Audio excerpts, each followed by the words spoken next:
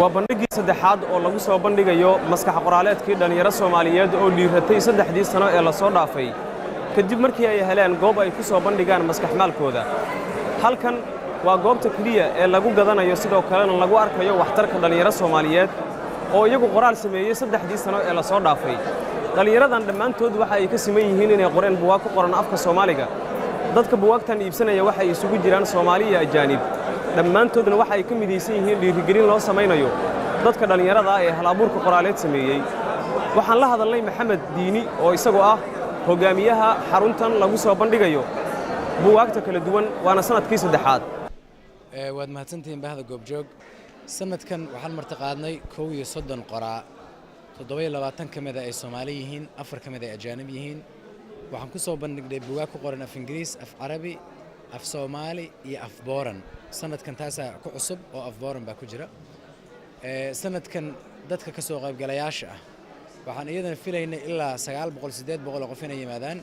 saaka subaxii hore 1300 ayaa halkii mar ugu horeysay soo xarooday ilaa haddana 1500 way marayaan. taasina waa mid labaad. midda saddexaad qorayaasha dhalinyarada Soomaaliyeed oo Soomaaliya gudaheeda iyo Muqdisho gudaheeda ka soo qayb galay waxa ay gaarayaan ilaa 11 halka sanadkii hore ay 6 ahaayeen, sanadkii ka horeeyna 3 ay ahaayeen. saasaan islaahay way ugu dawantaa iyo sanad cusub iyo meel qurux badan oo maalmo qurux badan ma sha Allah.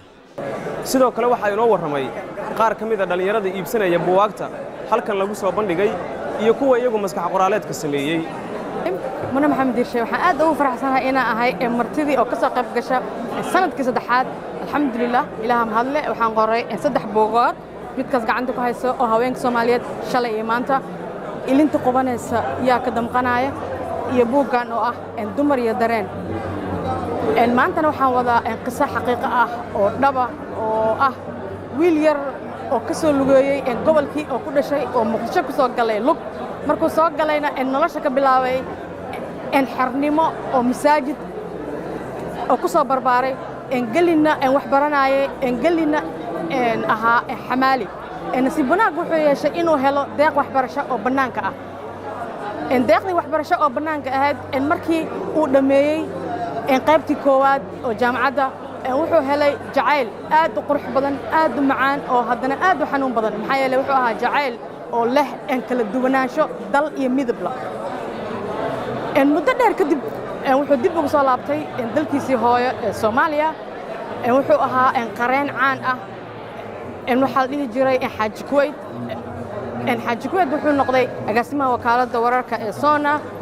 Xaaji Kuwait shaqo badan oo qaran oo dheer kadib burburkii dagaalada wuxuu noqday waayeel iyo xanuuno ku dhacay awgood.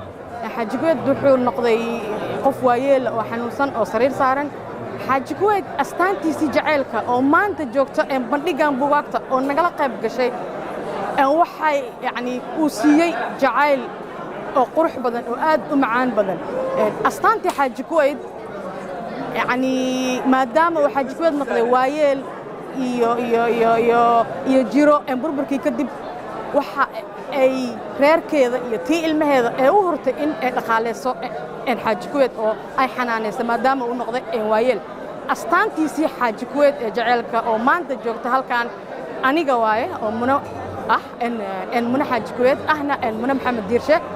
Xaaji Kuwait ilaa uu ka geeriyoodo way xanaaneysatay, wayna haysatay, wayna duugatay. Allah u naxariisto Xaaji Kuwait. maantana waxaan keenay taariikhdiisa oo buuga oo aad u weyn. والله احنا كان عندنا انطباع ايجابي جدا جدا يعني من اول ما جيت المعرض وحسيت انه في تنظيم جيد وده طفره كبيره جدا في الصومال لان هي دلوقتي بتنتهج النهج النحو الصرف. tan iyo markaan halkaan imid aragti fiican ayaan ka haystay bandhigan. sidoo kale waxaan dareemay abaabul fiican waana horumar ay Soomaaliya ku tilaabsatay. haatan Soomaaliya waxay qaaday dhabaha waxbarashada taasoo lagu muujinayo bandhigan. sidoo kale bandhigan waxa uu eegyahay kuwa Masar lagu qabto oo kale balse waa tallaabo fiican oo الارتقاء بالمستوى العلمي للمواطن الصومالي. علي آدم مومن goobjoog TV xarunta lagu soo bandhigayo buugaagta Muqdisho.